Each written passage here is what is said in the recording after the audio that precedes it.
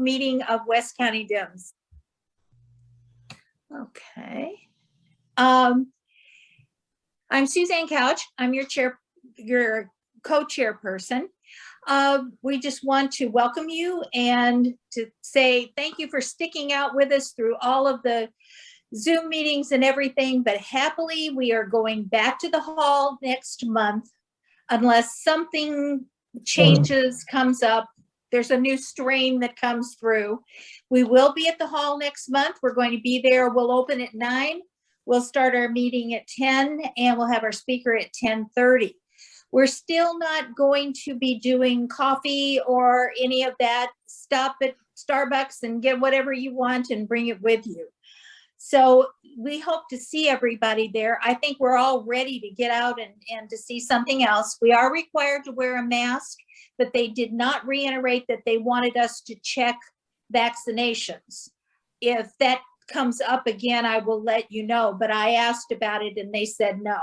So hopefully only a mask is going to be needed and we can go right on and have our program and get back somewhat to normal. It sounds so good. Mm-hmm. Now, the purpose of our organization, we are informative. Some people don't understand. We don't endorse candidates. We don't follow through. We give a forum to candidates to come and speak, and you can make up your own mind who you want to support, okay? If you want to be involved in something, we've been contacted by the Missouri Legislative Network, and if you would like to participate, they do all kinds of different activities, and if you would like to be involved with them, their address and sign up is in our chat room. So please go there if you're looking for something to do, you know, for the political candidates. Okay, let's go to Gay and have her give us the report. Okay, good morning, everyone. So far this year, we have 38 paid members. So thank you to everyone, because I know it has been difficult. Everything has to be mailed in. So hopefully next month when we're in the hall, just bring $20 with you. In the meantime, if you'd like to send us the mail, you send it to West County DEMS, P.O. Box 31034, St. Louis, Missouri 63131. And again, the dues is $20 for the current year. So anyway, thank you everyone for participating. Mm-hmm. Thank you. Jan, tell us about finances. Okay, good morning, everyone. We're doing pretty well. We have a balance from the end of December. It was $4,736.62. In January, we received $565 of revenue. $560 was membership dues and $5 was donations. Our disbursements were $200 for honorariums, leaving us with a balance of $5,101.62. Thank you. Any questions for either of our people? Okay, Karen, why don't you introduce the Rockwood School Board candidates? I see Amy's on with us. Was Deborah able to join us? She might be a couple minutes late, so if you need to move on, I completely understand, but she might be a couple minutes late. Why don't you go ahead and reintroduce yourself? Okay. We met you last summer when we actually got to meet in person. If I may give a caveat, as Suzanne mentioned, we do not endorse. However, I am making it a point to look to see which the teacher organizations in the various school districts around us, trying to determine who they endorse, because I figure I'm a lifetime NEA member and I trust NEA to know who's best for our kids. And Amy does have the Rockwood NEA endorsement. I'll let you talk, Amy. Okay, thank you so much, Karen. Thank you so much, everyone, to giving me just a couple minutes of your time. I know everyone's busy, so I really appreciate this platform provided to us.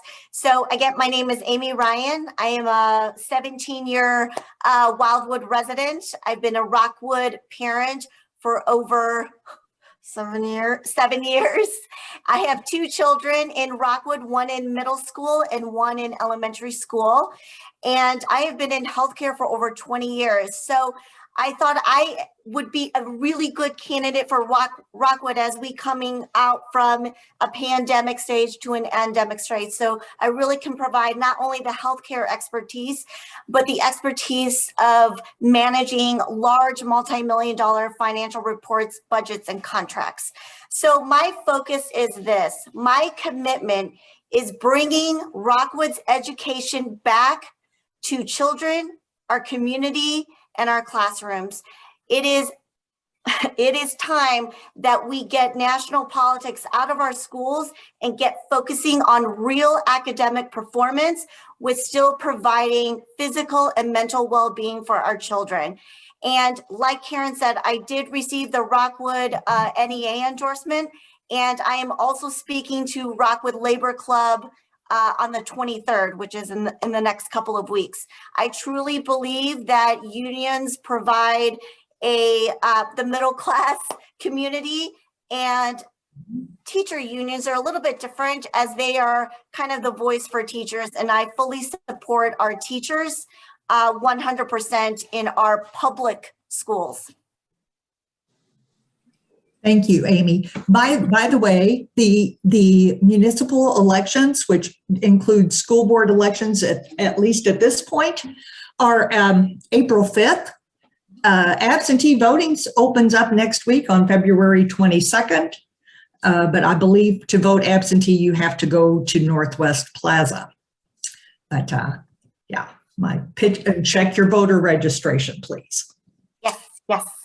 Yes. So we're, Deborah Stein and we're going to be number 1 and number 2 on the ballot. Yes. So that's all you need to worry about is number 1 and number 2.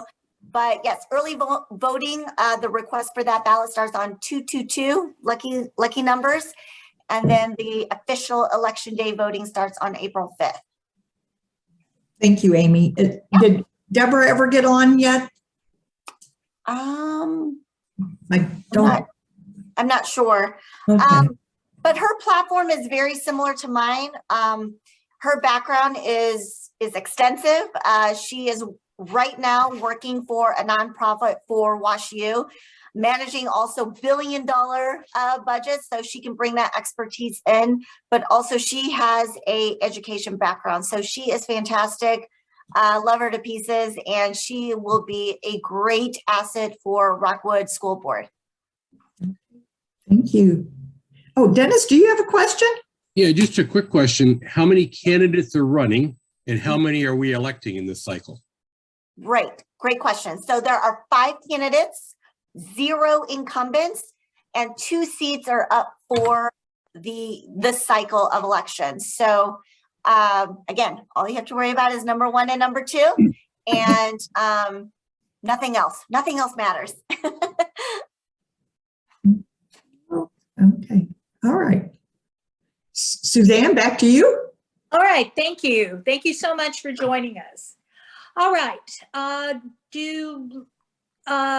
anyone have another question? All right. Let's. Barbara has a question. Okay. Unmute yourself, Barbara. That's okay. I just have a comment. It's kind of my mantra in any group I go to, and that is to look at how very low school board election turnouts are, or how low they are. My grammar is interfering here. And I tell people, go out and find 2 birds of a feather who don't usually vote in school board elections. If it's 10% turnout, pulling all the strings, we can change. It's not a big number, but if everyone takes a friend or 2 to the polls, it isn't a huge number, but it can change the outcome. to something more palatable than is happening when people with a passion of some kind get their numbers to turn out.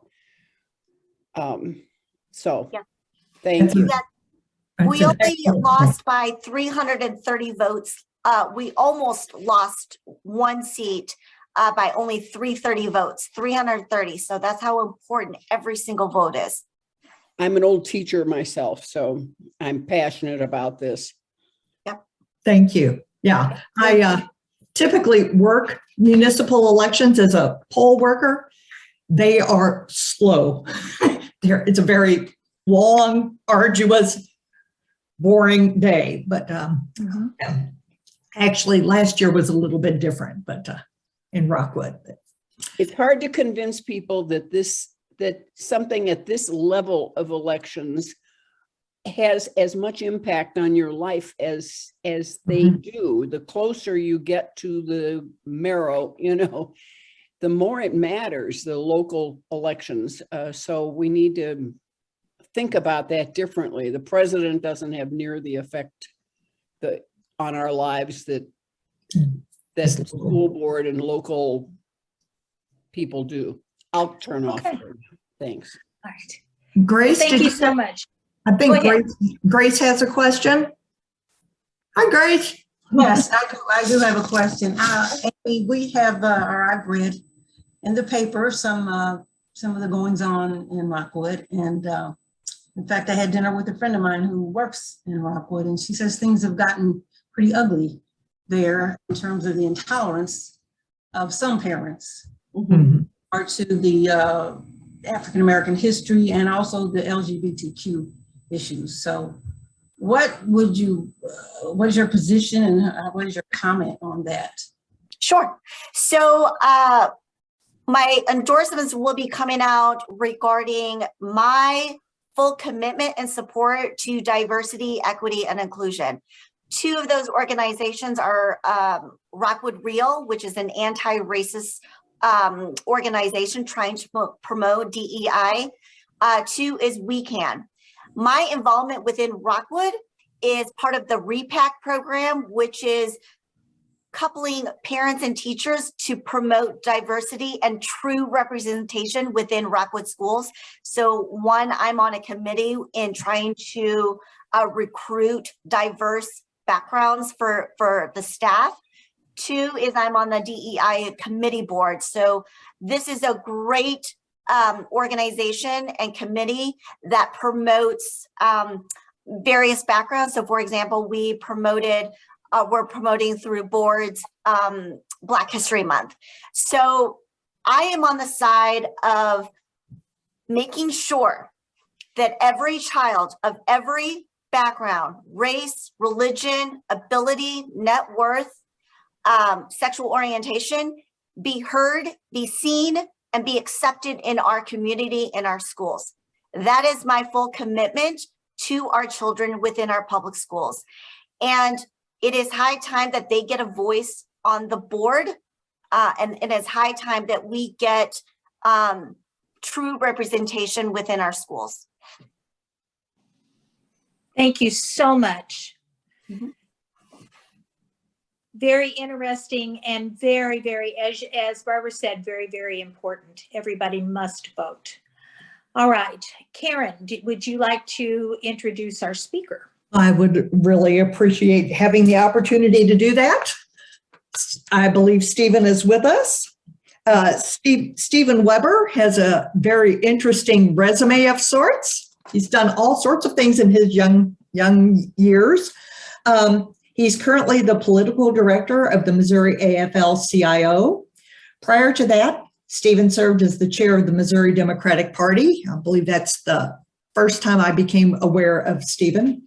He has also served in the Missouri House of Representatives from the years 2009 to 2016, representing the 46th District in Central Missouri. And he served 2 tours of duty in Iraq with the U.S. Marine Corps. And he's going to speak to us today on, I hope, on the role of unions in Missouri and how Democrats can support union workers and workers' rights in general. Take it away, Stephen. Absolutely. Thank you all very, very much for having me. I'm going to start actually with a plug. We just announced a NEA teacher running in Columbia, like the end of last week. Kathy Steinhoff, Kathy with a K. She was the union president in Columbia for the Columbia Public Schools for 6 years. And so she's got a Facebook group. I think it's Kathy Steinhoff for the 45th. So we get some former teachers on the call, so might want to check her out. So we're pretty excited about her candidacy, and I think that she'll be a good union member, hopefully, in the state legislature. So there's two things that I want to talk about, and unless somebody's already addressed one of them, and then I'll leave it alone. I was going to give you an update on redistricting, where that's going, because I've been pretty involved in that process. So if nobody's talked to you about how that's all shaken out, I can give you a couple updates there. And then the main thing I want to talk about is the PRO Act, which is the top piece of labor legislation in Washington, D.C., and sort of go through what it does, because it kind of it shows the direction that the labor movement in this country is going. So the first thing on redistricting, there's three different types of redistricting that's going on right now, and they're all in different places. Well, there's more than three because the municipals, but at the state and federal level, there's congressional maps that are being drawn for the congressional districts. There's state Senate maps that are being drawn, and then there's House maps that for the state House that have been drawn. The congressional maps have been an absolute mess.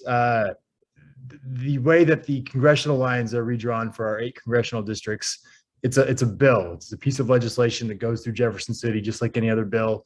So it's passed by the House, it's passed by the Senate, it's signed by the governor. Right now, the Senate Republicans are at war with each other. They hate each other. There is a fight among them about whether they should pass the current 6-2 map, which has got 6 Republicans and 2 Democrats, or whether they should try to eliminate Congressman Emanuel Cleaver's district in Kansas City and make it a 7-1 map, so 7 Republicans, 1 Democrat here in St. Louis. And in order to do that, they would have to make the districts more competitive, which Republican incumbent Congress people do not want to do. They want to have very safe seats. And so they have been the House passed a 6-2 map that protected Emanuel Cleaver's district, and the Senate spent literally an entire week filibustering the House plan, Republicans filibustering the House plan, trying to fight over what they're going to do. They've done several test votes, and it's like 24-8. So 24 senators want to pass a 6-2 map, and there's 8 Republicans that are holding out and just throwing the whole thing into turmoil. So not great for some of the legislation that we actually have to pass, like spending some of the federal stimulus dollars, but nice to see them not doing anything harmful, I guess, while they're fighting with each other for a week. So that can get finished at any time, but it's really unclear when that's going to get done. I know that the folks mentioned, well, I mean, filing is opening here in a couple of weeks, or a week, Jesus, soon. And filing closes, I believe, March 22nd. And so they need to get these districts done before that. The next level, so the House and Senate maps are drawn by a bipartisan commission. So there is a 20-member House commission, which is made up of 10 Republicans and 10 Democrats, and a 20-member Senate commission, also made up of 10 and 10. They had 6 months to work to draw state House and state Senate maps. The state Senate commission did not reach an agreement and could not finish a map. And so on January 22nd, I believe, or 23rd, it went to court. And so there's been an appellate commission of 6 judges that have been impaneled to draw the state Senate maps. And so that's important because, filing is opening here soon. It's closing here soon. There's elections in August. There's elections in November. And we don't know what the Senate maps are going to look like here for Missouri. So in St. Louis County, obviously Senator Jill Shoup is termed out. So her seat, she will not be running again. We are operating under the assumption that there will be a race in a district that looks very similar to hers that will be happening this fall, that will be competitive and that we'll have to work very hard to try to hold. There's a chance that that doesn't happen. There's a chance that the district could be renumbered. So she's in an even district, so it's in a non-presidential year. Odd Senate district numbers are in presidential years. They could change the number and it could be up in a different year. They could redraw St. Louis County to look completely different. And suddenly there could be a competitive district somewhere else in the county. So we don't know. So we're preparing for Senate races this fall with the expectation that the map will look fairly similar to what it does now, but being aware that it could change very, very quickly. That Judicial Commission has until April 23rd legally to come up with a map. As you can tell, that is past the filing deadline. So that presents a problem because you can't, I mean, if filing like that won't work. I would suspect that they will come back sooner than that. They have a public hearing on this week, February 17th. And so they could come up with a map anytime after that public hearing. But there's, a logistical challenge. And in order to move the filing deadline, there would have to be a statutory change. Jeff said he would have to do that, and they can't do anything right now. So that is a bit of a problem. So we're keeping a very close eye on that. And that's something that as St. Louis Countyans, that is going to impact you in some way. The third piece of that, the House, State House Commission, they did come to an agreement. We did get something done there. And so we do have House lines. There's been new House lines that have been announced. I was part of the team. I was not a commissioner, but I was part of the team that sort of helped support the commissioners and was involved in it. And our theory was we want competitive districts.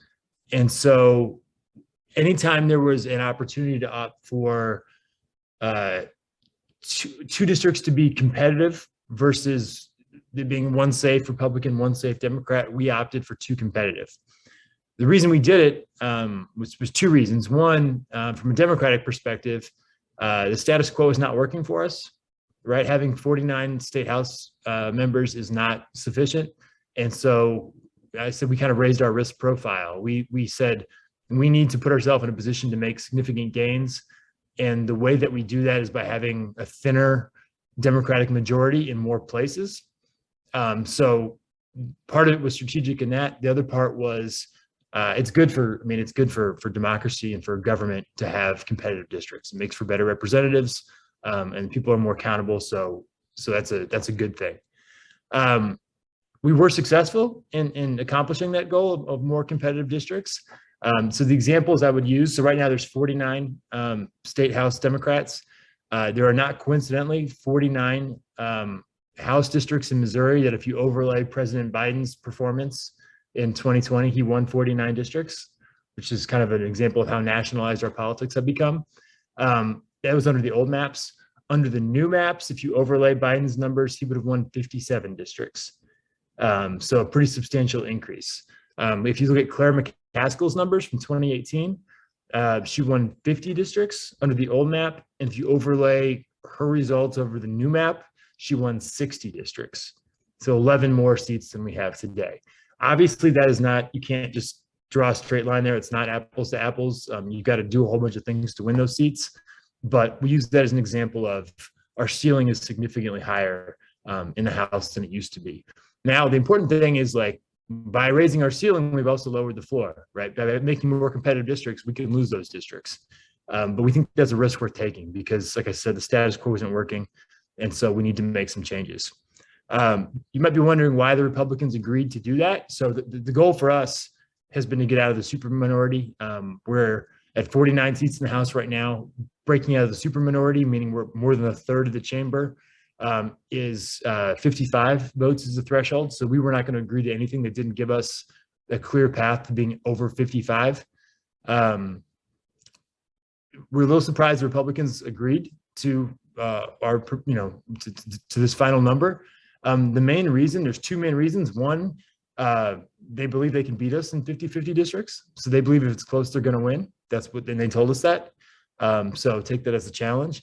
And then second, they had a couple individual people that they wanted to protect who were going to be in future leadership members. And so they were willing to trade more competitive districts in other parts of the state to protect individual people, which we were not willing to do because we were trying to actually, create a fair map for the next decade. So that sort of incentive and that sort of give and take is what resulted in the maps that we got. So that's for the next decade. The other thing we tried to do was be kind of smart in terms of setting ourselves up for districts in the next few years. So for example, we looked at the growth in St. Charles, and we drew districts that kept the faster Democratic trending areas of Eastern St. Charles County together rather than letting that get divided. That's not districts maybe we're going to win this year, but in 6 years, we think we can win them. And so we drew them in a way that the growth is favoring us. Same thing in some of the more mid-size towns in outstate Missouri, like Jefferson City, Cape Girardeau, areas that if we're going to start winning stuff again, we're going to start winning there. And so we managed to keep those together and keep those cities from being divided. So we try to do a few smart things that hopefully people in 2028 will appreciate, or even if they don't know how it happened. So that's kind of an update on redistricting. Just wanted to give that to everybody. Any questions on that before I move on to the PRO-ACT stuff? Okay, so the PRO-ACT, I want to talk about, let's see here. The PRO-ACT is the Protect the Right of Organizing Act. It's a national piece of legislation that we're pushing. I want to talk about it because I want to talk about the policy behind it, because it kind of shows you the direction that organized labor is going in this country. Like any big piece of legislation right now, it has challenges in the Senate. And we'll talk about that at the end, obviously with the filibuster, but it's a very real thing. So it's been passed out of the House of Representatives. That's been voted on. The bill, everything I'm about to talk about is through the House of Representatives. The members have voted. They've said, yes, we believe in this. This is where we stand. President Biden has called for it by name. He said he would sign this bill. We've got 47 Democratic senators to be co-sponsors on the legislation, including some that would probably surprise you. Believe it or not, Joe Manchin's a co-sponsor. So we've got 47 Democratic senators, the House caucus, the president have all put their names on the line behind everything I'm about to talk about. So this is not pie in the sky, wishful labor thinking. This is very pragmatic. This is what we're fighting, and this is where the labor movement is trying to go. And I tell everybody that because this is like the new standard. If a candidate says they're pro-labor, at the national level, at least, these are the things that we expect them to be able to get behind and be able to support. So what does the PRO-ACT actually do? The very first thing it does, if you know nothing else about it, if you don't remember anything else, it's the national ban on right to work. So that vote we had in 2018, where we blocked right to work from being implemented, what the folks in Jefferson City fight against every single year, that would be off the table. It wouldn't be an issue anymore because the entire country would be banning right to work. So it would protect states like Missouri from having to fight that on the state level, and other states like Virginia, Arizona, states like that that are currently right to work. It would get rid of that, which is a massive thing. So if the bill did nothing else but that, a national ban on right to work is enough. But the bill does a lot more things than that. So I'm going to sort of take it in order. So the order of from starting a union to forming a union to what the employer pushback is, what this bill would do. The first thing is it would equalize the playing field on union elections. And this is a thing that we've seen around the country. Amazon, right, where there was a vote recently and a judge actually said that Amazon was basically cheating and violating the rules, and there's a revote for that Amazon union down in Alabama. They're actually rerunning the election because of what the employers did. I think somebody mentioned bringing Starbucks to the next meeting that you'll have in person earlier. Starbucks is a great example. There's literally every single day there's new Starbucks restaurants around the country that are organizing and unionizing. It's one of the massive drives in the country, but employers resist unions and employers try to push back. So the PRO-ACT tries to equalize that. It prohibits employers from interfering in union elections. So it bans captive audience meetings. So employers can no longer force their employees to attend meetings on company time where they tell them why they shouldn't join a union or how bad the union will be. It basically forces the employer to try to remain neutral. It changes the voting requirements so that the actual ballots are cast at a neutral location. This was the big deal down in Amazon. They were in Alabama. They were putting cameras around the ballot box. They said it was for security, but really it was so they could track which workers were voting and who wasn't. And it is intimidating if there's anti-union signs right over the ballot box at your office. And so this would allow for a neutral, non-coercive environment to actually hold the union election. It directs the NLRB, the National Labor Relations Board, to create procedures for workers to vote remotely, so that there can be greater participation, and also so we can avoid the issue of intimidation. And also prohibits employers from being parties in union election cases. So if there's a dispute over how the election is run, the employer right now they can intervene and they can actually sue or file a claim with NLRB about how the election was run. The decision to unionize is not actually an employer decision, right? It's a decision among workers. What do the workers want to do? And so this would remove the employer's ability to file a claim. Only workers could file claims. So if a worker who didn't want to unionize thought that something was done inappropriately, that individual as a worker would be able to file a claim. But the employer and their massive unlimited funds and bank account would not be able to get involved in the case. And then for anybody who's done any organizing, the employer has to provide the union with a complete list of names of everybody who will be voting, which is an important part for us organizing and making sure people know about the election and we have access to workers. So after we formed a union, and I know this is super detailed stuff, but you're probably not here. Like, this is not the kind of stuff you're going to hear on the news because it's going to be, 15 seconds or whatever. So I'm trying to dig into it. After that, we form a union. So workers have voted. They say, yes, we want exclusive bargaining. We want, local 123 to be our bargaining agent. The next challenge is getting a first contract. And the employer playbook the entire time is delay the process. So delay the counting of votes, delay the union election. And then when the union is formed, delay the first contract that the employees get. And it's a very successful strategy. Nearly half the time that workers vote to organize, they never get a first contract because the employer just delays so long that workers drop out and they change, and then they call for a new election and they never end up the contract. The PRO Act would create a timeline where 120-day timeline, where from the time workers vote to unionize to them getting a first contract, like it's guaranteed in 120 days. So the employer, the way it works is the employer has to start bargaining within 10 days. And then after 90 days of bargaining, either side can request a federal mediator. After 30 days of mediation, you can request binding arbitration.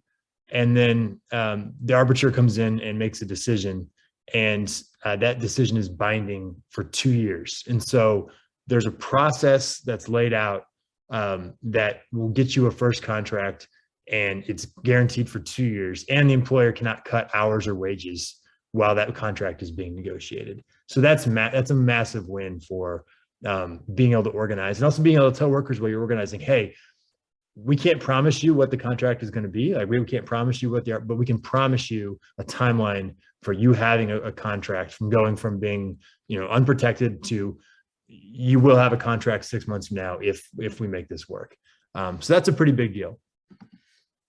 Okay, easier to form a union, easier to get a first contract. And then the next thing it does is it tries to strengthen the power of unions, and it does it by strengthening strikes. So one of the ways it does it is strengthening strikes. So there's certain varieties of strikes that unions used to be allowed to do that have been banned. And so this would restore our ability to participate in different kinds of strikes. So for example, intermittent strikes, which is a strike of a short duration repeated over time. We can't do that right now. So let's say that in order to put pressure on the employer, but to make sure that workers still get a paycheck so they're not destitute, they decide to strike every Monday. So every Monday they're going to strike. They're going to work 4 days a week. So they'll still have money coming in. It won't be as much, but it'll still imply pressure on the employer. That's not allowed right now. It's called an intermittent strike. The PRO Act would legalize that or restore our ability to intermittent strike. So workers would be able to do that. They'd still be able to put pressure on their employer, but they wouldn't be sacrificing their entire paycheck while they're doing it. The second kind of thing is it's called a secondary strike. So a secondary strike is when you go on strike in support of another labor organization that you're not directly involved with.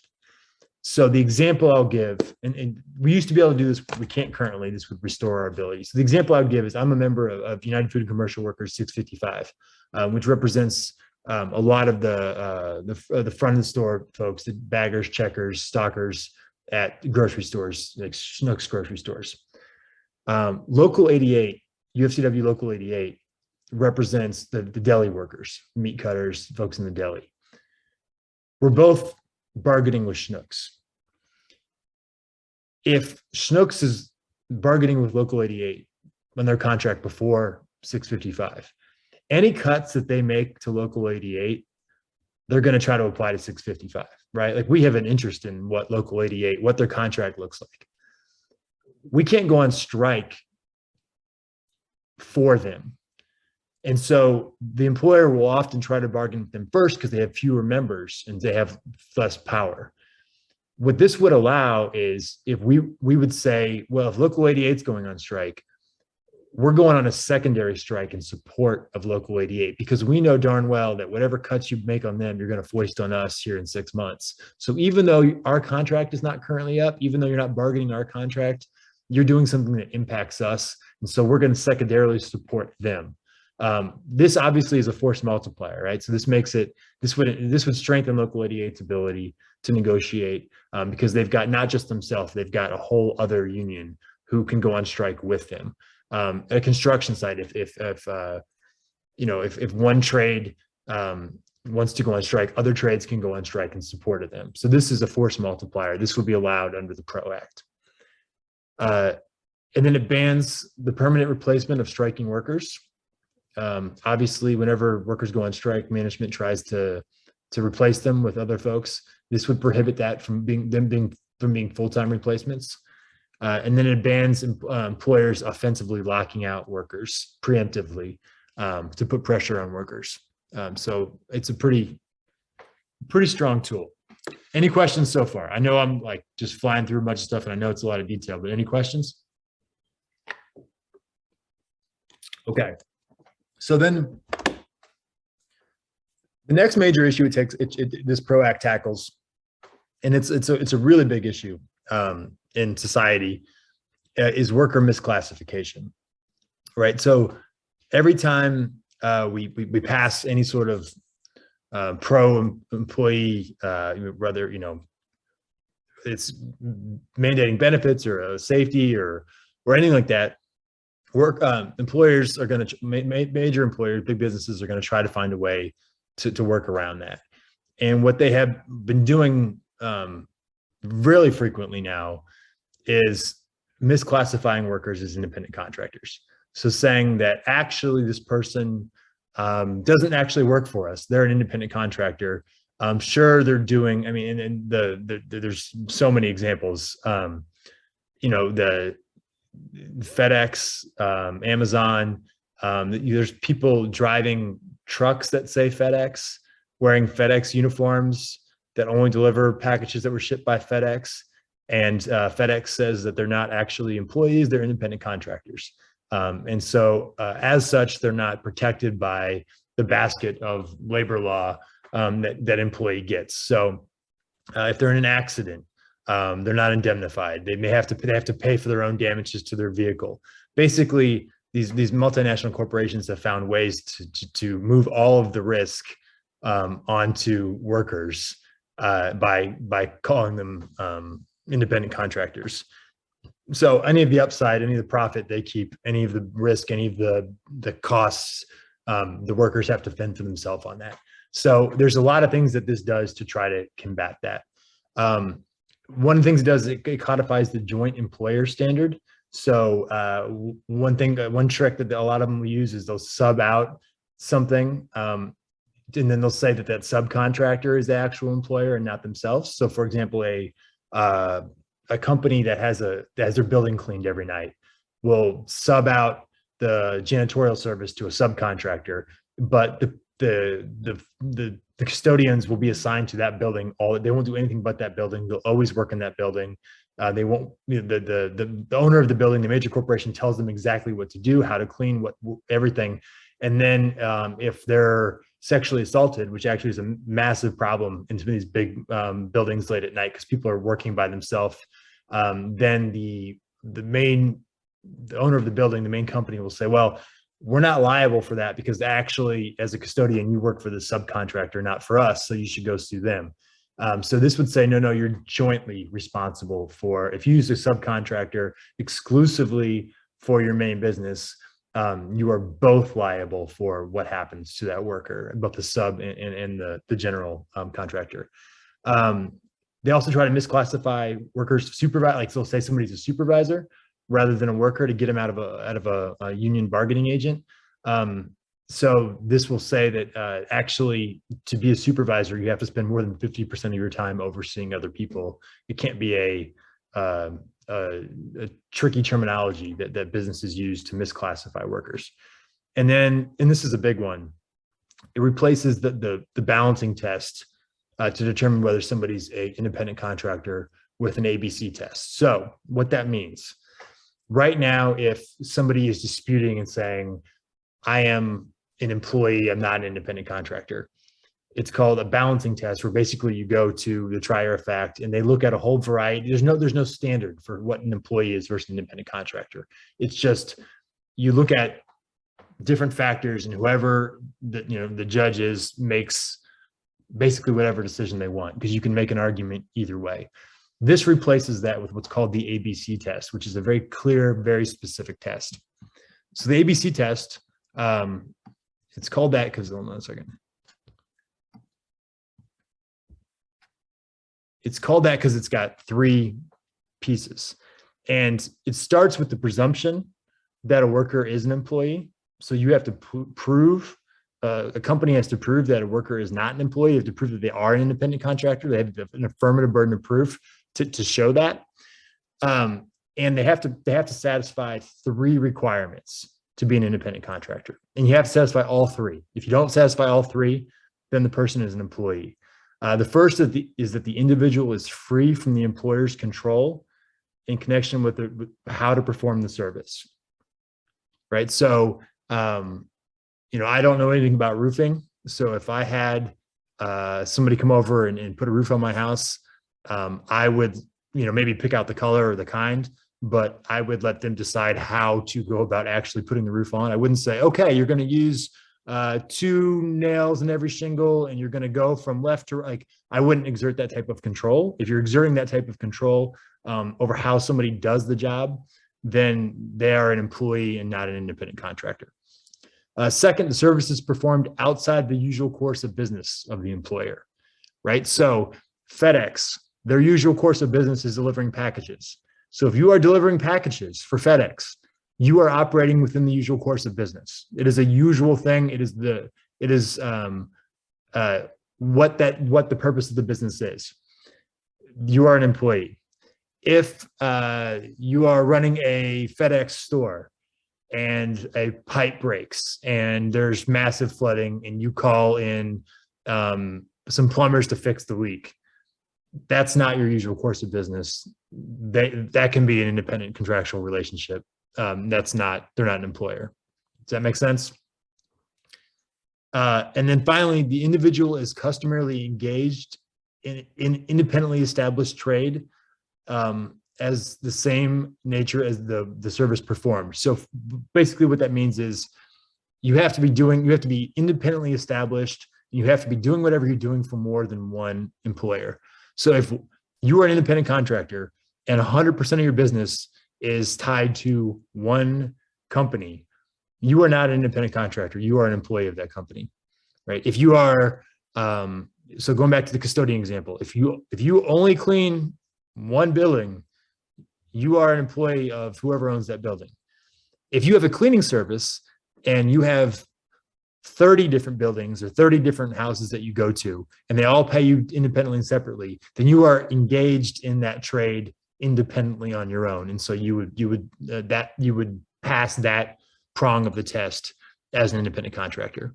That is super technical stuff, but it's really important. I mean, that is like, I don't know the numbers on it, but a massive percentage of the workforce is classified as independent contractors, and it is an increasing percentage of the workforce as these like multinational corporations get sort of just more, I don't know, vicious in terms of cutting costs. They're always finding ways to get out of paying benefits, out of paying work comp, out of paying unemployment insurance, all the basket of things that come with being an employee. And so this PRO Act would massively change the way that workers are protected. To be clear, a lot of this is like this is not always for unionized workers, right? This is for all workers. So this is something that benefits everybody. If you're a delivery driver for Amazon right now, or if you're driving for Uber and you're not unionized, you would get more rights as a result of this PRO Act passing.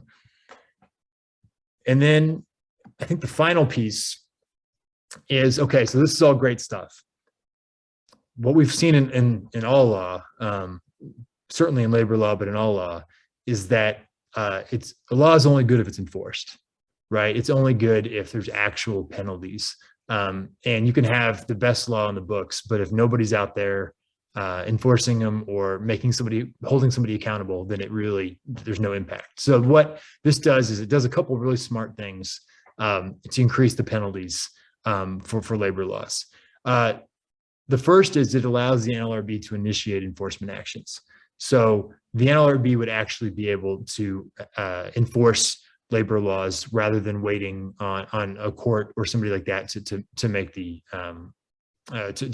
order.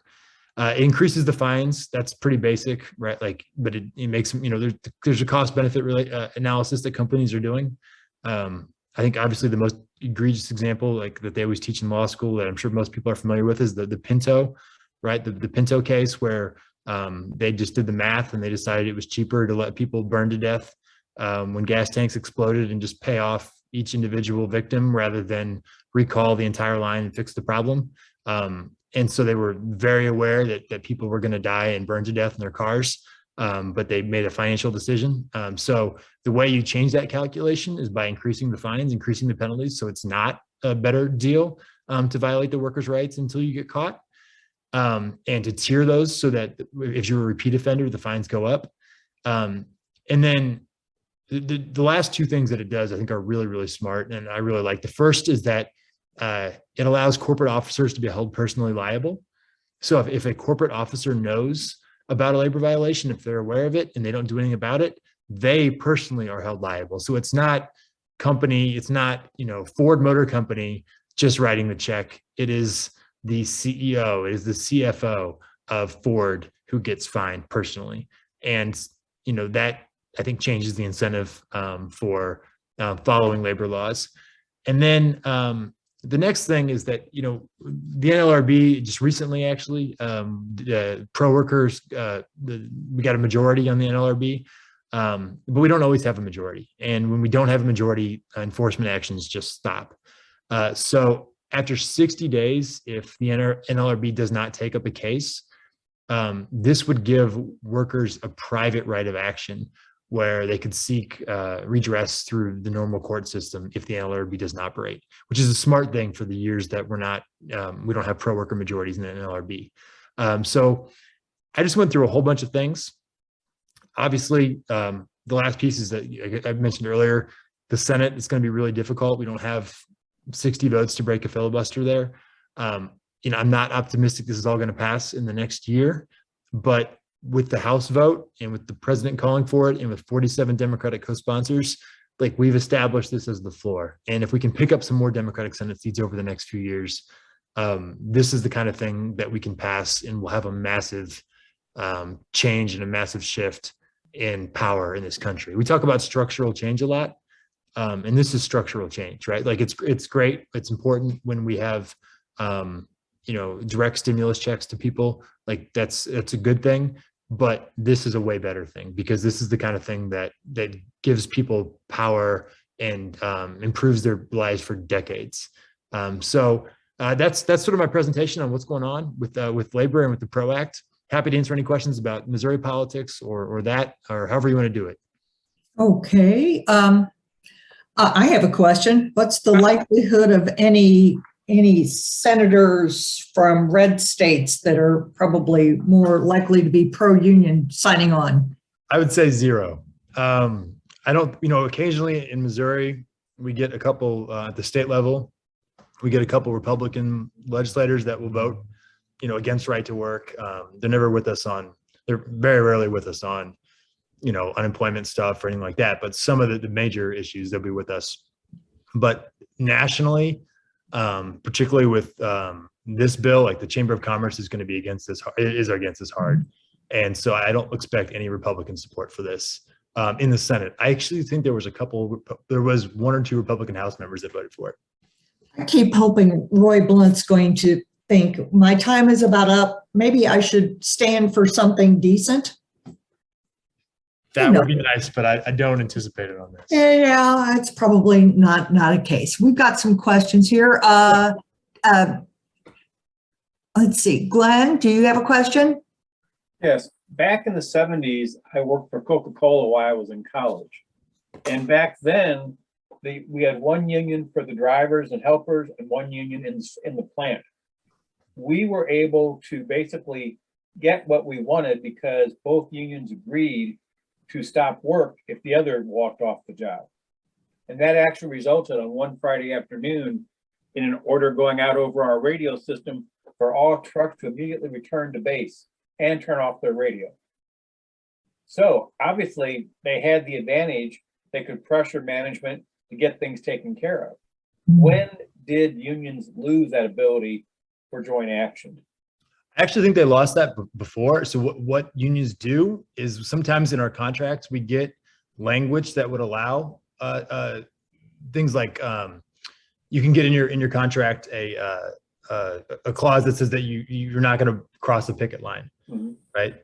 That you can put that in your contract. But the thing is, you have to bargain for that. And part of what we're trying to do is limit the issues that we have to bargain on, right? Because for everything we get in a contract, the management's going to try to extract a concession.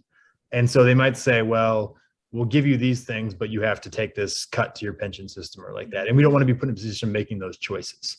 So if we can take that off the table for bargaining, then we can bargain harder on the things that actually directly benefit our members. So I don't remember the year. I think it was actually before that, but that might be the situation that you had going on. David, do you have a question? Yeah, I've got 2. You mentioned the Uber driver as one example. And while the Uber driver is driving a Uber, they're working for one employer, but most of them have other jobs that are not related to that. But I assume that would not affect their status as an employee for Uber. My other question is, given that there's almost 0 chances of this bill passing, has any thought been given to decoupling some of the provisions like right to work as a separate standalone bill? Yeah, so the first piece, I think the decoupling will be along the lines of what can survive a reconciliation. The reconciliation process, we're going to dive deep into Senate procedure. Obviously, this is what they're using for trying to pass Build Back Better. They're trying to pass it with 50 votes, right? Because you can pass, it's one of those insane things with the Senate where it takes 60 votes to pass a policy change, but you can spend as much money as you want with 50 votes. And so the person that determines what counts, what is eligible for reconciliation and what is not, is the Senate parliamentarian, which is an unelected position. And that individual goes through and axes stuff that says this counts as, you can use this for reconciliation, this you can't. So I think a lot of the penalties and the fines that will have a fiscal impact. And so we believe that will survive reconciliation. So if Build Back Better does ever pass, I believe that is likely to be part of Build Back Better. The policy stuff, I think we're going to have to do through the traditional, like through regular order, which will be 60 votes in the filibuster. I mean, we would happily decouple it. I just don't think that there's going to be 60 votes for, I don't think the Republicans are going to vote for anything I just talked about. So I don't know if that would change the vote count. On the Uber piece, yeah, like it would be, if they work for another person, other times, like that wouldn't change the fact they would still be an employee of Uber while they're operating. You know, if you're working for two different stores, traditional stores, you're an employee of each while you're there. And so that service that you did as Uber would still count as an employee there. This was a big deal in California. Uber spent like $200 million to try to stop, it was Prop 22, to try to keep their workers from being employees. Wow. Maureen, do you have a question?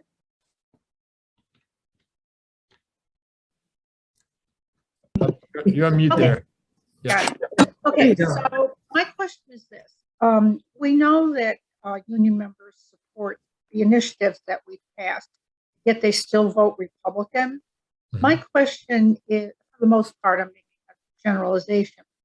How do we, at the state level, and maybe you all have a plan personally for this, start talking to the union members, the heads of unions, that what's at risk when they vote for a Republican? I mean, look what happened to what we passed by 60% on right to work.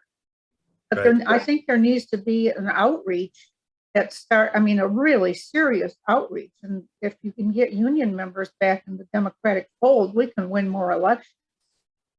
Yeah, so I'd say a couple things. I'd say, first off, I'd say the union members obviously are very different and very diverse and run the gamut. So there are certainly some unions that have a significant number of rank and file members voting Republican. And then there's some that are not, right? So I don't think, like NEA, I don't think the majority of their members are voting Republican, or AFSCME or SEIU or anything like that. In the building trades, there definitely are some that have a huge percentage of their membership voting Republican.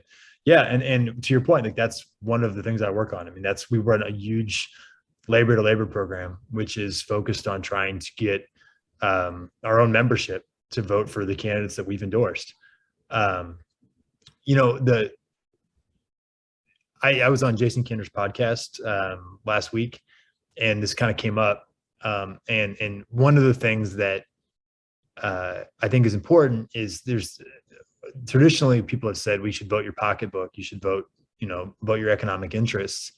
And I think that that's a fundamentally flawed premise for us, right? Like like I said, I don't vote my pocketbook, I vote my values. Now my values happen to be, fairness. My values happen to be that little people shouldn't get picked on by stronger people. My values happen to be that there should be like workers should have dignity, and but those to me are my values. And so I think talking to our folks, not with the simplistic language of vote your pocketbook, but to talk to them about voting the union because the union reflects their values of being treated with respect and being treated with dignity, and making sure that everybody else in the union is also okay. I think that that's a better way to go about doing that. So that's one of the things I'm trying to push. Okay. I would say I ran into an alarming number of teachers who vote Republican. It's the culture war thing. People that are NEA members will vote against their own best interests for culture war things. Same old thing, abortion and guns and so forth. Those are their values. Yeah. True. Yeah. And so the important thing when I said this on the podcast, a whole bunch of people on Twitter, came and said things.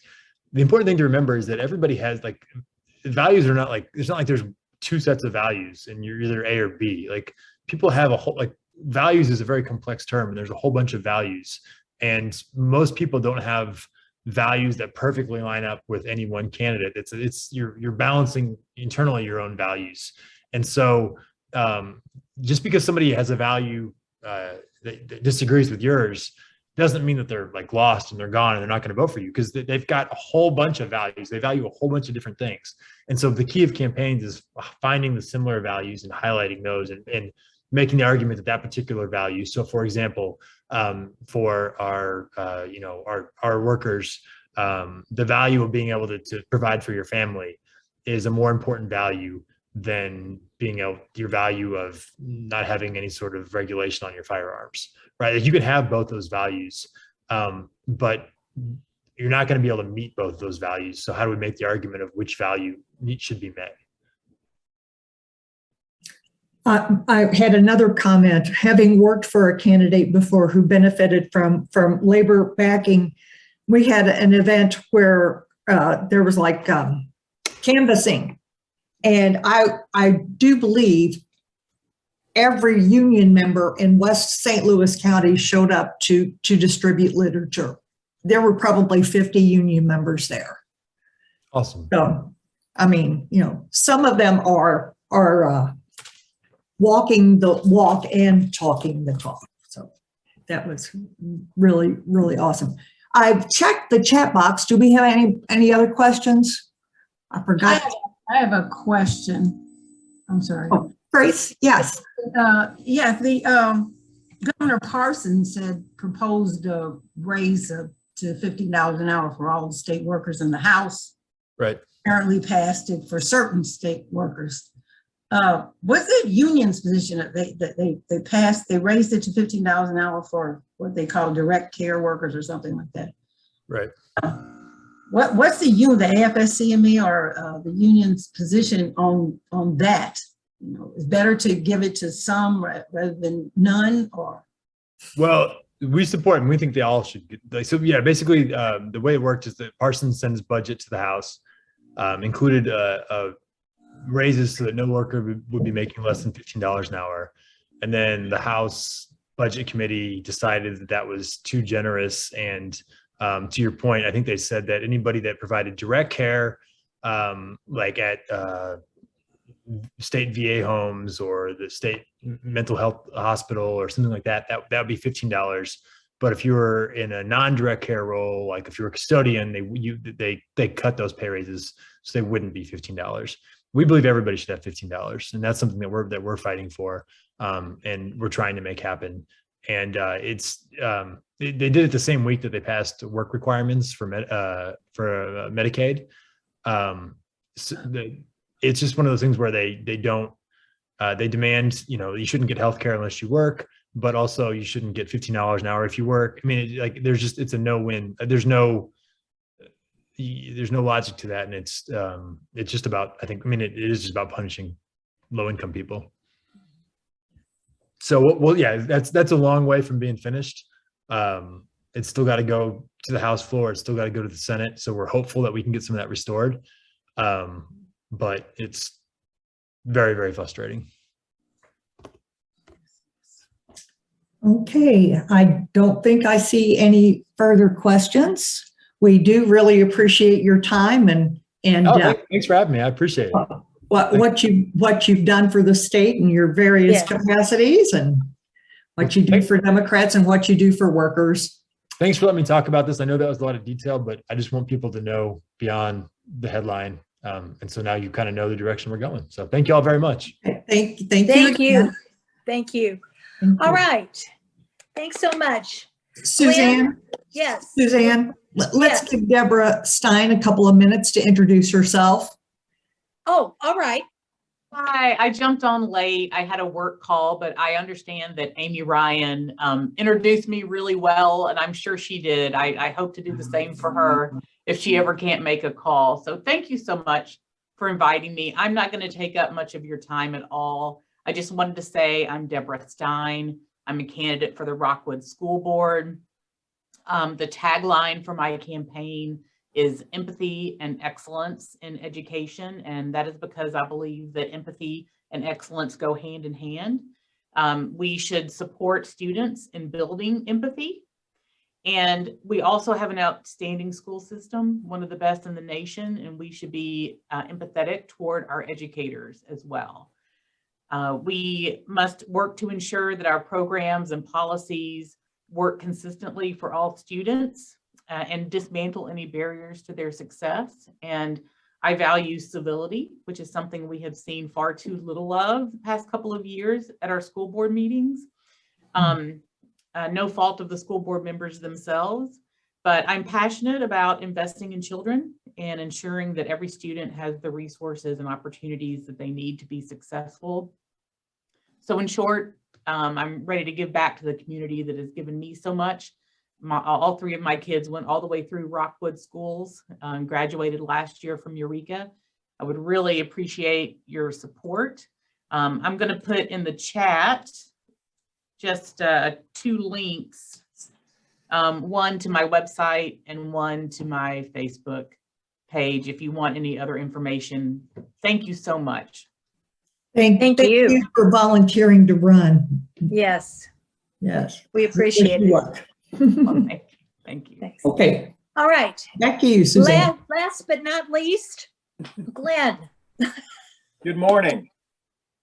One thing we can say for the Republicans in Washington, at least they're good at providing comic relief. For example, at least one Republican member of Congress believes that Nancy Pelosi employs soup police to spy on the Republicans.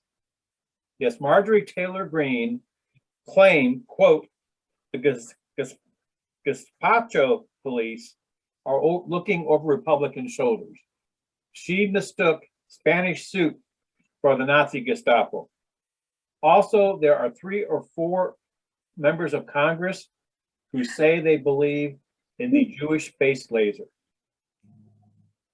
Now, if you want to encourage them, you can buy Jewish space laser support pins and t-shirts. Let them think we have one.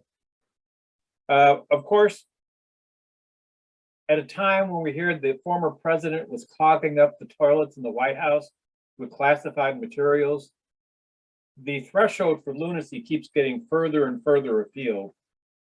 However, Congress has done a few good things. For example, they're on the verge of passing a short-term debt limit that will get them to March 11th, with the intention of by March 11th, having a budget year deal in place that will take them up to September 30th. That doesn't sound like much, but government departments have been working on these short deadlines, unable to make capital purchases and do a lot of things. Getting even 6-7 months of stability would be a major improvement. Also, an updated version of the Violence Against Women Act is moving. There's a change in federal law coming to prevent arbitration being the only option in discrimination cases. In other words, if an arbiter who traditionally would rule in favor of the business can be avoided, a lot more sexual discrimination cases would get to court and probably be found in favor of the complainant. Also, despite all the anti-vax and anti-mask noise, Congress is still quietly supporting public health money to fight COVID and other problems. One big thing is the COVID experience has convinced a lot of people behind the scenes that our pandemic response ability was not as good as it should have been. And there seems to be bipartisan support for better research, better efforts to try to catch things early, and to do what we did with COVID in days rather than weeks and months. Now, the Senate, of course, they're still dysfunctional. One of the New Mexico senators, Ben Ray Lujan, had a stroke. So that means there are only 49 active Democrats available in Washington. And even with the vice president's vote, that's only 50-50. You need 51 to pass. That's going to cause a lot of things to stall out. It could also cause a problem for filling the Supreme Court nomination. One thing it could do, I suspect that President Biden will fulfill his commitment to bring an African-American woman onto the court. However, he may have to pick a more moderate jurist be able to attract some Republican votes and keep the process going. So that'll be interesting to watch. The other problem, though, right now that bothers me even more than that, the old saying used to be, politics ended at the ocean shore. Right now, there's all sorts of uncertainty about Russia and Ukraine. In the old days, Republicans would have rallied around the president and had a united front on what the American policy was, even if they had some issues with it. Instead, we have Josh Hawley going on Fox News saying the United States should not worry about Ukraine. It's not our problem. Let the Russians take it. There are other members of Congress who are reluctant to even support giving the Ukrainians weapons and other things. So when the president is going and negotiating for an hour with Putin by telephone, he's pretty much out there on his own because he does not have a unified Congress behind him, which is very, very sad in these issues. We're seeing more and more problems with the United States government bureaucracy. The post office, for example, wasn't able to respond in St. Louis here after the storm as well as they would like. It's going to take years to undo all the damage to the bureaucracy that Trump did in 4 years. And so please be understanding with your letter carriers and others, because letter carriers, for example, some of them are driving trucks that were due to be replaced 5 years ago. They have a lot of infrastructure problems, and there are a lot of things that were done to the post office to make them prepay their pension obligations and so on. And plus, we still have the Trump appointed Postmaster General, who would rather raise rates for us and cut rates for credit card companies and other bulk mailers and make life harder for the people in the post office. That's going to be a problem for years to come. Jefferson City, as you heard Stephen mention, there's tinkering with the supplemental budget appropriation that would fund Medicaid expansion funding and give pay raises. Mike Parson set a $15 an hour floor for state workers. Now, Mike Parson is not normally that generous a person, but he's being told by his department directors, we cannot fill jobs. Some jobs are experiencing 200% a year turnover. Results of that are not enough child investigators, not enough people at Fulton at the state hospital, not enough drivers for MoDOT trucks after a snowstorm. And one of the worst, if you were to call today to apply for food stamps, which you now pretty much have to do online or on the phone, it is very possible your wait time at the call center will be more than 6 hours. And the call center staff is turning over at more than 100% a year. So the odds of getting somebody who understands that what your situation is and knows the application even very well is very low. So that's a huge problem. And again, Mike Parson was willing to give out nice sized raises, decent raises, and raised to $15 an hour. It was the conservatives within his own party who were stopping him. Also, the conservative caucus in the Senate, about 8 people, they led the effort to kill the new director of Health and Senior Services, a gentleman who had a 30-year plus career in Illinois, who is eminently qualified, and for one of the few times in the last couple of years, was not a former Missouri rural legislator who got promoted to a job by the governor. He finally went out and got some good help. And what happens? The guy was run off by the Senate because the conservative caucus is right now trying to prove that they run Missouri and they're only going to let Missouri be run their way, so that even somebody like Mike Parson, who is not a liberal, who is not a moderate, but he is too moderate and too liberal for them. So there's a big power fight going on. We're also seeing that, as Stephen mentioned, in the fight over congressional districts. Today or tomorrow, it enters its second week. The conservative caucus has no chance of getting their 7-1 map, but they're planning to stall things up again this week as well. Why that happens, nothing else gets done in the Senate, Although I did enjoy listening to the story of Jim the Wonder Dog the one day. And then another senator countered that with the story of Old Drum, a dog from another town in Missouri. That redistricting map is crucial, of course. One thing we have to be on the lookout for are the trades that get made. It appears now that instead of going for a map that everybody can live with, that the House and Senate are going for what I call an 18 and 85 map. It takes 18 votes in the Senate to pass something. It takes 84 in the House, but 85 gives you a little bit of breathing room. They only got 86 votes for that map that we have now that was put out by the House. If they go to a map where they're only trying to get the bare minimum number of people for congressional seats, we're going to see a lot of funny lines.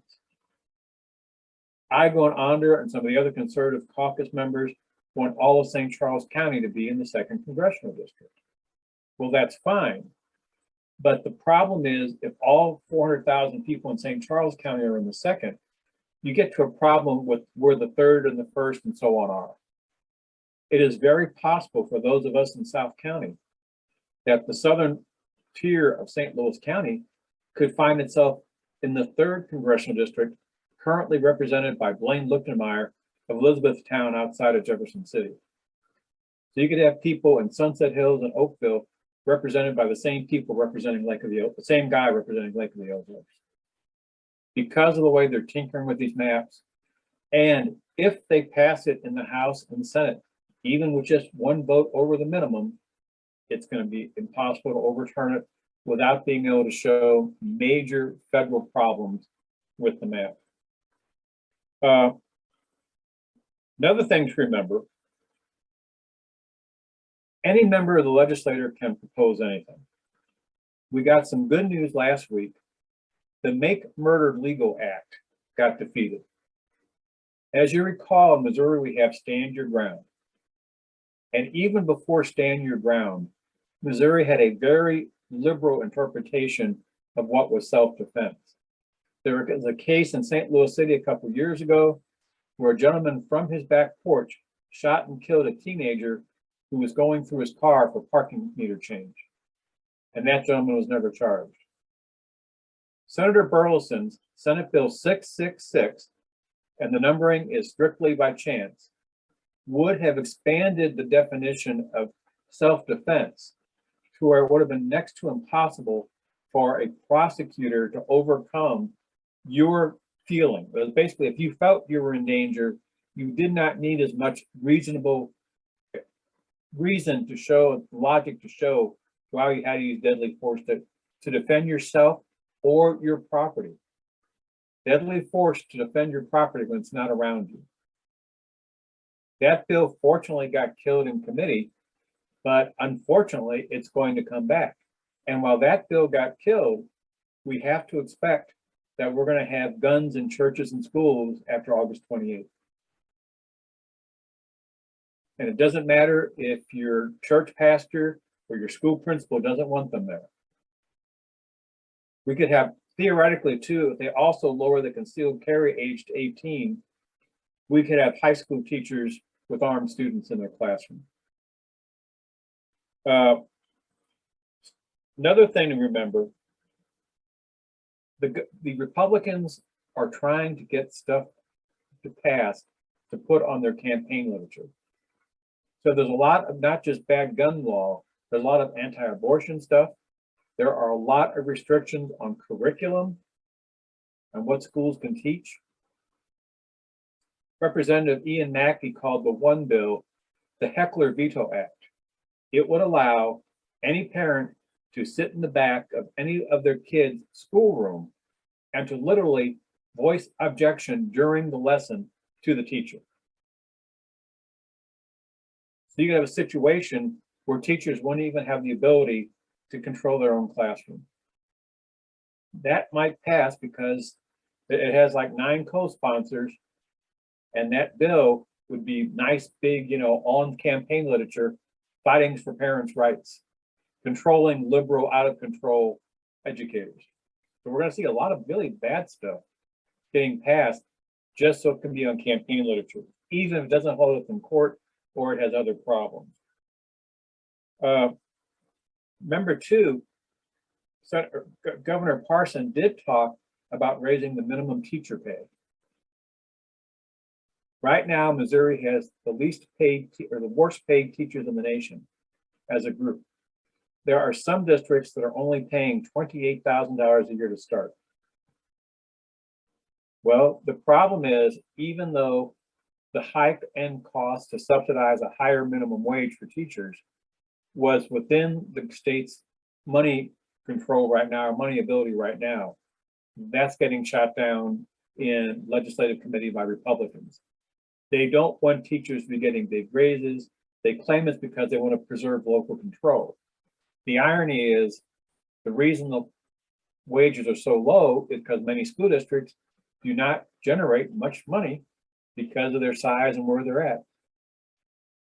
Another thing that may be coming up because of that is a proposal we saw at the beginning of this century called the Robin Hood tax, where not only would the state take or give less money in the formula to wealthy districts, quote unquote wealthy districts, like Rockwood and Parkway and Melville and Lindbergh, but the Robin Hood approach, they would make Lindbergh and Melville and Parkway give some of their locally generated state or county tax revenue, send it to Jefferson City to be redistributed to rural schools. We're also expecting a move this year to bring the teacher retirement system for new hires into the overall state retirement system. So that in like 20 years, then the teachers retirement program would melt away. Again, it's to save money and it's to divert cost. There are many people in Jefferson City, starting with Andrew Koenig in the Senate, who want to lower taxes and they don't care what the repercussions are. And that's something we're going to see a lot of this year. Probably for those of us who have been active supporters of Medicaid expansion and other initiative petitions, the House has passed legislation that is pretty much going to kill initiative petitions. Right now, it's hard enough to get 8% of the voters in 6 of the 8 congressional districts to sign petitions. Under a bill that passed the House and will pass the Senate, if the Senate ever starts doing things again, you would require 10% of voters in all 8 congressional districts. In raw math, that takes you from around 180,000 voters having to sign to a bit over 300,000. However, if you've been to outstate Missouri, just the logistics of getting critical mass in the 6th district or the 8th district where things are so spread out, we will probably have one county under the new redistricting plan with 62 counties. One district with 62 counties stretching from Kansas, Nebraska, Iowa, all the way to Illinois. Imagine going door to door in that district trying to get signatures. So that's going to be a big problem, and I don't think we're going to be able to stop that.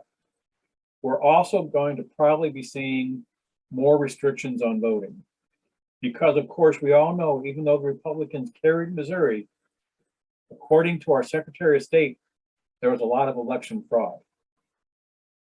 And so they're going to be going after that as well. So it's going to be another interesting year in Missouri.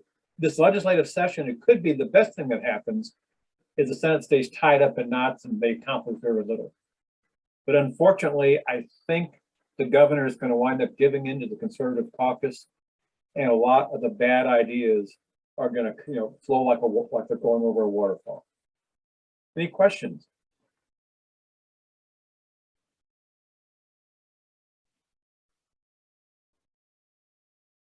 Sorry to be so depressing, but this is Missouri.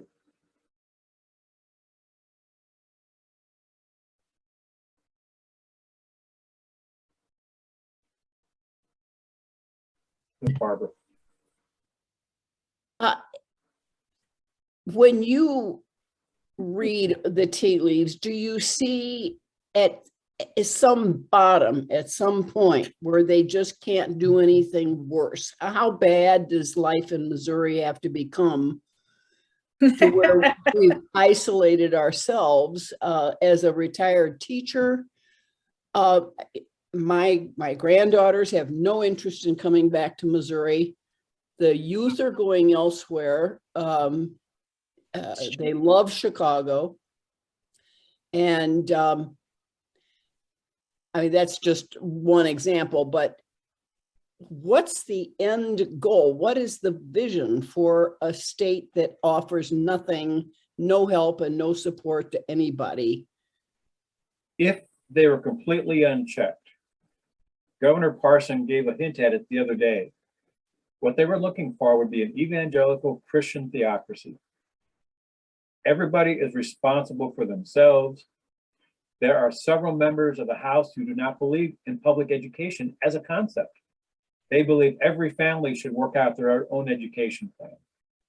They are talking about an initiative petition or a petition on the ballot in November to make Medicaid be appropriated every year.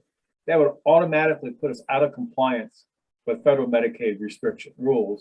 It would also mean that most doctors and hospitals would pull out of the program because they would always be at risk of incurring costs they were never going to get paid for.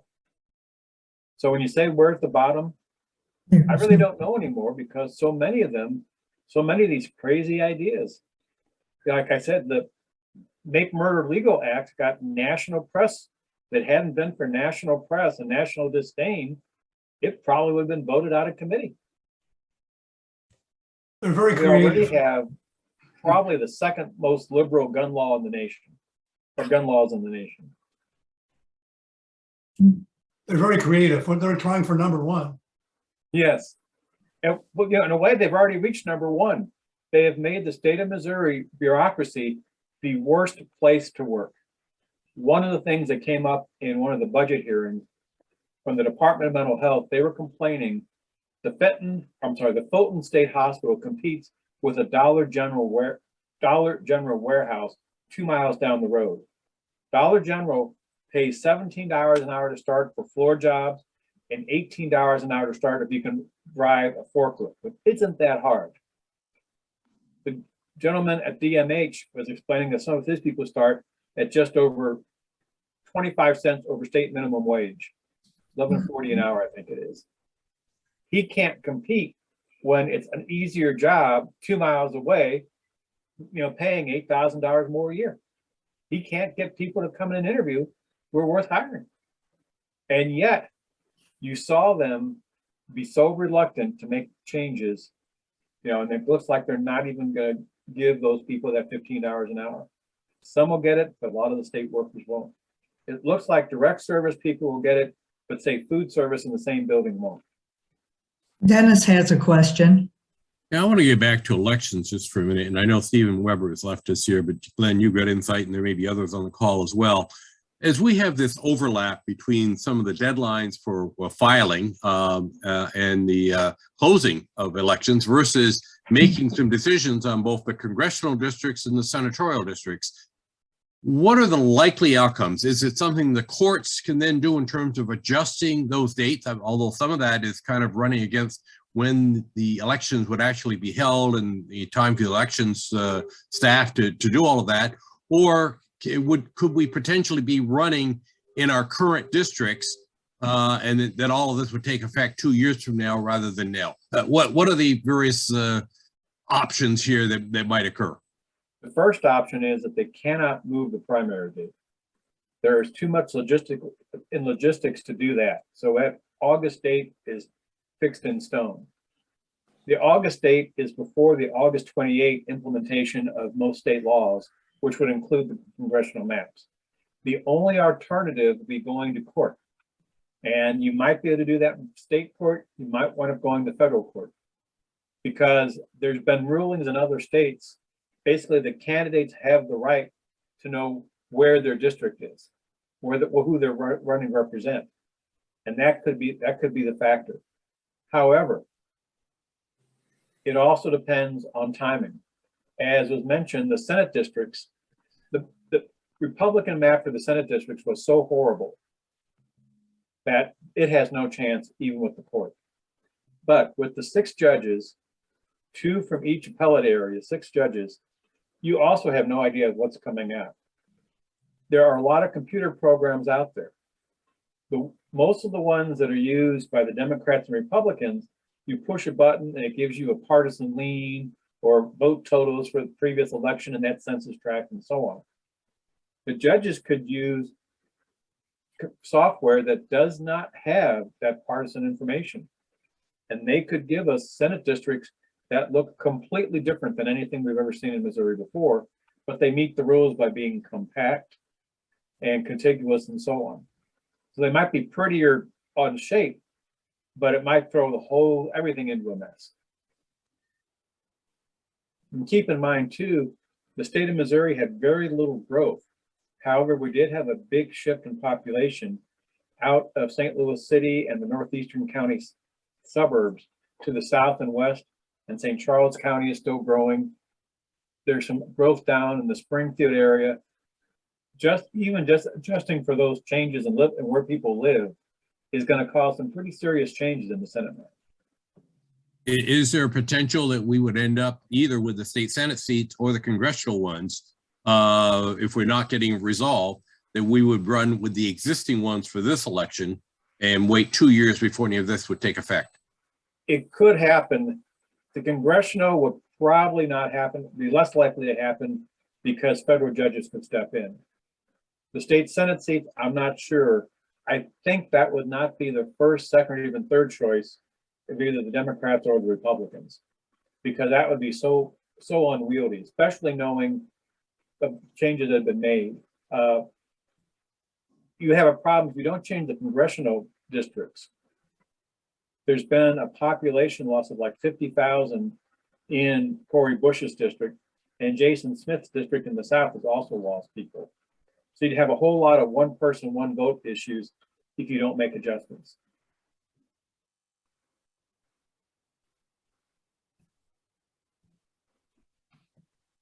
Are there any other questions? Well, thank you so much, Glenn. Always depressing, but what can we say? This is We Missouri. We live in Missouri, that's true. Anyway, just a reminder to everyone, we're going to be back in the hall next month. Hall will open at 9. We'll have the meeting at 10, speaker at 10:30. Please bring your coffee and come and join us. So it'll be so good to see all of you. All right, thank you. Do you have the speaker identified, Suzanne? I'm sorry?